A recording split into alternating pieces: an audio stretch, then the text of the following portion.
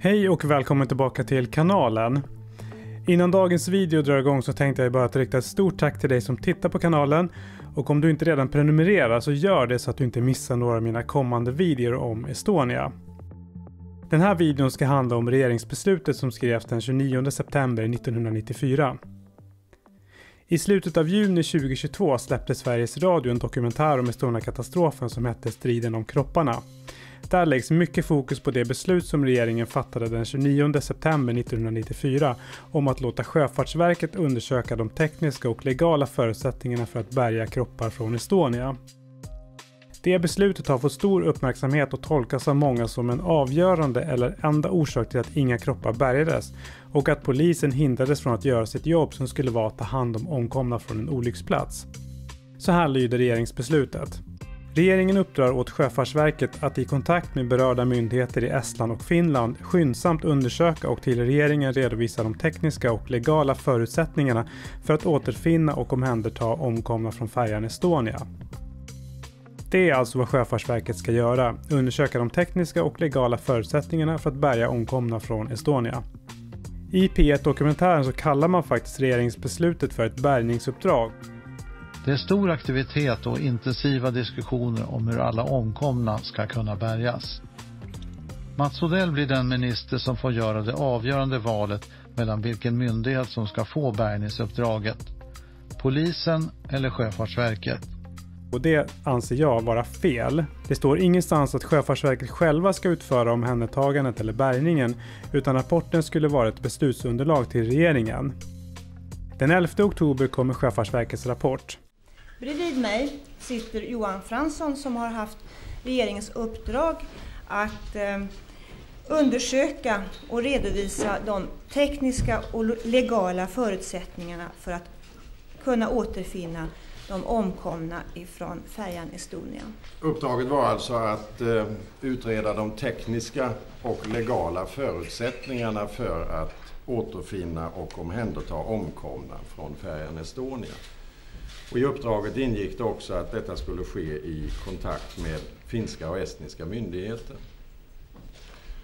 När det här uppdraget har utförts så har jag varit i kontakt med kollegor på finska och estniska sjöfartsverken. Jag har också sammanträffat med företrädare för haverikommissionen.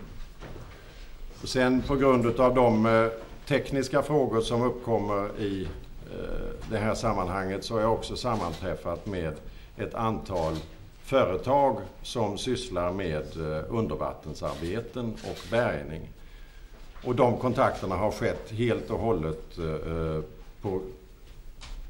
mot den bakgrunden att det har varit fråga om tekniska konsultationer och ingenting annat.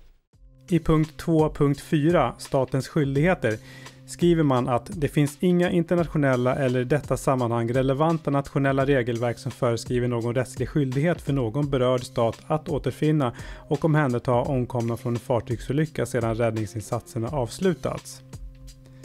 Och slutsatsen i rapporten är att det finns inga legala skyldigheter eller hinder för någon att omhänderta kropparna från vraket. Och det finns flera olika sätt att omhänderta de här kropparna på. Antingen genom att man använder en ROV, alltså en dykrobot, eller dykare då, eller att man bärgar hela vraket. Men är det polisens ansvar att omhänderta omkomna efter en sån här olycka? I räddningstjänstlagen från 1986 som gällde vid tiden för olyckan står det följande.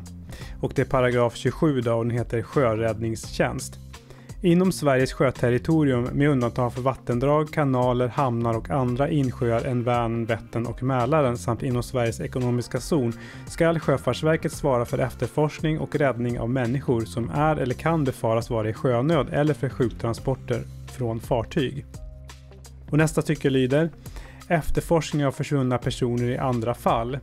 I andra fall än som avses i paragraf 25-27, alltså fjällräddning, flygräddning och sjöräddning, ska polisen efterforska personer som har försvunnit under sådana omständigheter att det kan befaras att det föreligger fara för deras liv eller allvarlig risk för deras hälsa. Och den här paragrafen handlar alltså om personer som fortfarande kan antas vara vid liv. Och som jag tolkar texten så kan den inte vara aktuell i fallet Estonia eftersom ingen kunde antas vara vid liv den 29 september 1994. För det är alltså dagen efter katastrofen. Polisens uppgifter vid olyckor eller katastrofer är följande enligt polisens hemsida. Spärra av eventuell trafik, undersöka om brott ligger bakom olyckan, dokumentera det som har hänt, identifiera omkomna och hjälpa till där det behövs, står det bland annat då. Men ingenstans har jag hittat något som pekar på att det är polisens uppgift att eftersöka och ta hand om omkomna. Det verkar som att det varierar från fall till fall. Sjöpolisen har till exempel som arbetsuppgift att eftersöka personer som har försvunnit i maritim miljö. Men alla de här reglerna och de här lagarna gäller ju om det sker en olycka eller katastrof på svenskt vatten. Fallet Estonia är mer komplicerat eftersom olyckan skedde på internationellt vatten men inom finsk ekonomisk zon och Finland var ansvariga för sjöräddningen. Som jag ser det var det inte fel beslut att ge Sjöfartsverket i uppdrag att utreda de tekniska och legala förutsättningarna för ett omhändertagande av kropparna.